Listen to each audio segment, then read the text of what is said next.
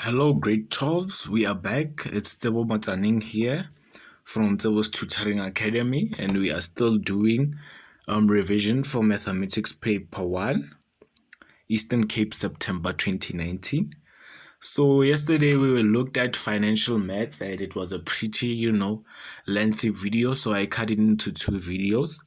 And today we are moving to question 8, which is, the first part of calculus, which is just differential calculus. So we have 8.1 here. I won't waste time. I'm just getting into the video, but like the video, subscribe, tell your friends that we are doing revision this side, preparing for the exams which are around the corner. So 8.1 tells us that to determine f prime x from first principles if f of x is equals to 3 minus 2x squared. All right.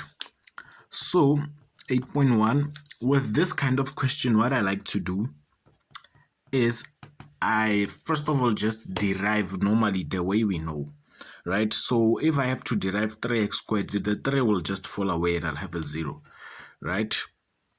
And I'll have minus 2 times 2, which will be 4x.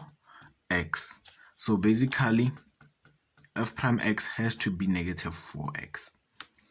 But then they want it from first principle. So I'll just use this minus 4x as, as a guide to check whether my calculations were correct, because from doing first principles, I must also end up with negative 4x, right? So there's a formula for first principles, which is f prime x is equals to limit as h tends to 0, whereby f of x plus h is subtracted by f of x, and all of this is divided by h. So let's go. F prime x is equals to limit as h tends to 0, right? So with f of x plus h is basically going back to our f of x, which is 3 minus x squared, minus 2x squared, right? So what they want us to do here, wherever you see x within your formula, you just put x plus h, right? So we'll have 3 minus 2x plus h all squared, minus f of x, which is just everything, right? So we'll just say minus 3 minus 2x squared all divided by h. Then f prime x is equal to limit as h tends to 0. Then I have 3 minus 2. Now I'm solving the bracket. I have x squared plus 2xh plus h squared minus 3 plus 2x squared. I'm just distributing this negative. I'll have negative 3 here and I'll have positive 2x squared all over h. Then I still have f prime x is equals to limit as h tends to 0. Then I have 3 minus 2x squared minus 4xh minus 2h squared minus 3 plus 2x squared all divided by h. And as you can see, 3 and negative 3, they'll cancel each other out, so they'll just give us 0. Then even negative 2x squared plus 2x squared will give us 0, and we are left with negative 4xh minus 2h squared, right? So I still continue with f prime x is equals to limit as h tends to 0. Then I have minus 4xh minus 2h squared all over h. From here you can see that we have a common factor on our numerator, which is h, right? So let's just take that common factor out.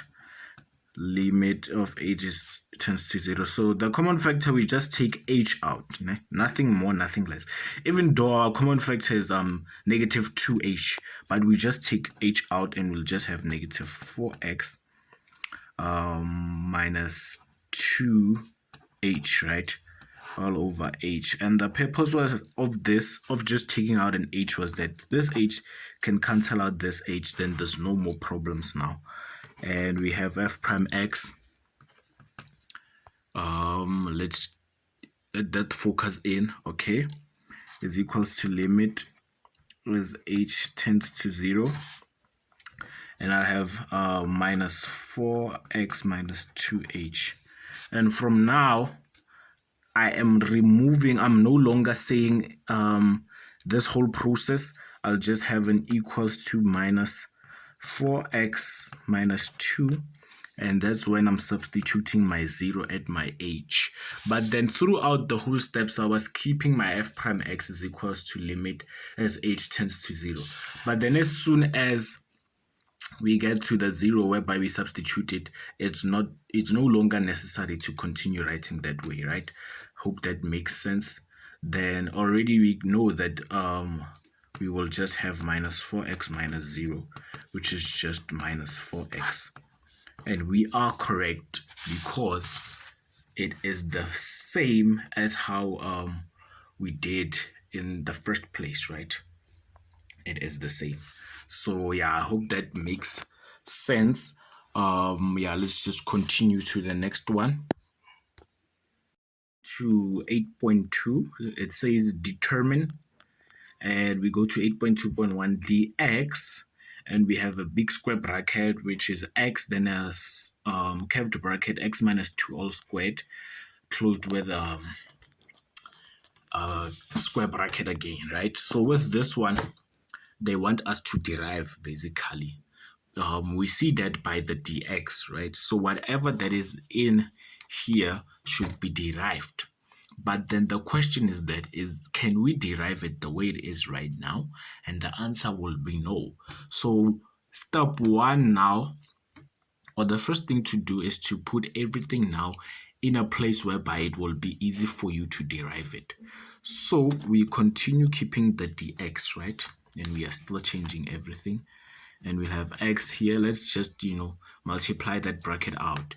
It's the same as x minus 2, x minus 2. So we'll have dx, and we'll have x squared minus 4x plus 4. We still have dx from here.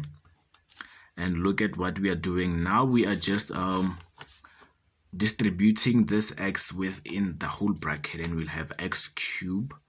Then x times negative 4x will have minus 4x squared, and then x times 4 will be positive 4x. And now we can derive. So now the dx falls away and we have an equal sign. So how we derive basically, let me just touch this. How we derive is that first of all, your number or your product or whatever should be in terms of ax minus b, right?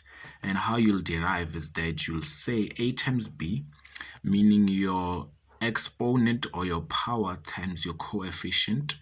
Then you keep the variable, then whatever the exponent is, you subtract 1. I hope you get that. Let me just plug it in. Yes, so we have ax to the power of b, whereby a is a real number. It's the coefficient, right? So we have a times b, meaning a multiplied by the whatever the exponent is. We keep the variable, which is x in this case.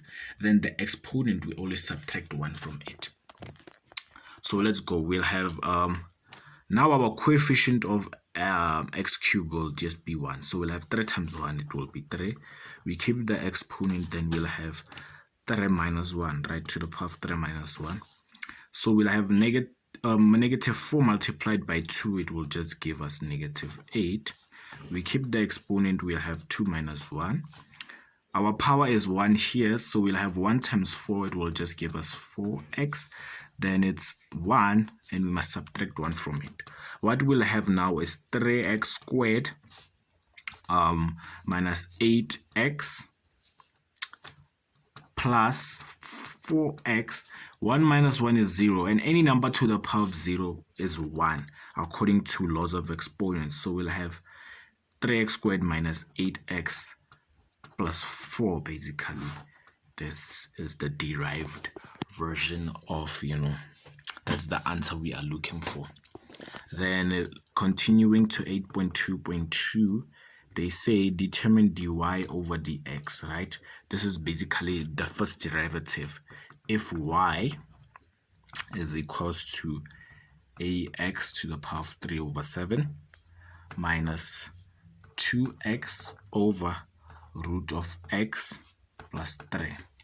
So this seems complicated.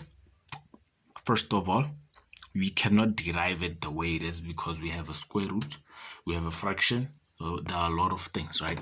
There are a lot of red flags. So we just have to remove those red flags first. And when we remove them, we still keep the y. The first term is, beautiful. We can keep it the way it is. There's no problem. There's no need to change it. And we'll have minus 2x over. So now the root of x we can rewrite it as x to the power of a half. And how we got that is basically the root now, whatever the root is, will now become our denominator. And then my power will be my numerator. So it's basically what we call rational exponents. So yeah, hope that makes sense. Then we have y is equals to, we still keep this beautiful one, minus, and now if you can see properly, my coefficient is 1 here, right? So my fraction line basically tells me that I'm dividing. So I'll start by saying 2 divided by 1 is just 2, right? Then I have x divided by x to the power of a half. So it takes me back to laws of exponents, whereby if I am dividing exponents with the same base, I should keep the base and subtract the exponents. My power is a 1 here, so I'll have 1 minus a half plus 3.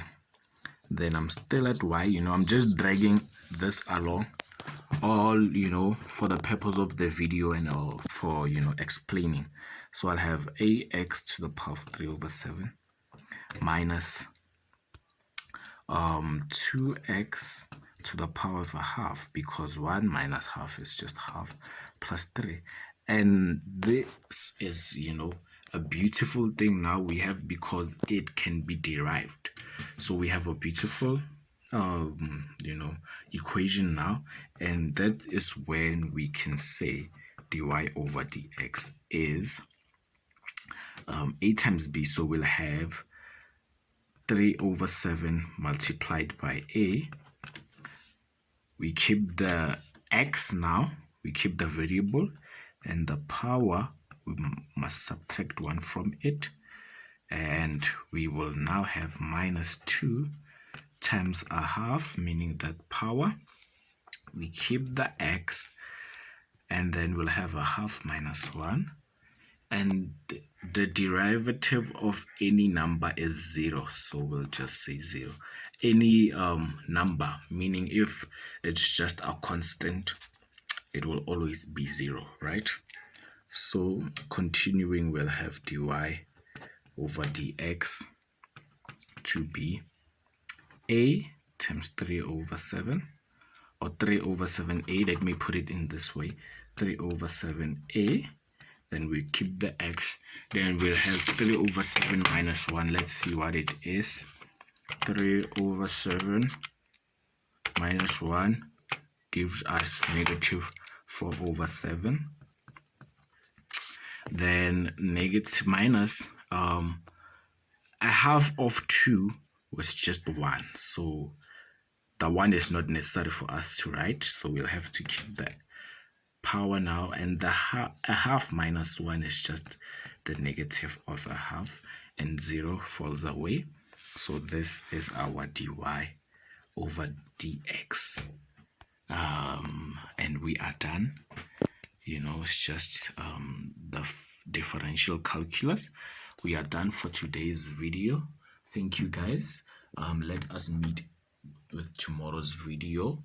Hope you enjoyed. Press that like button, subscribe button, tell your friends, tell as many people as you can.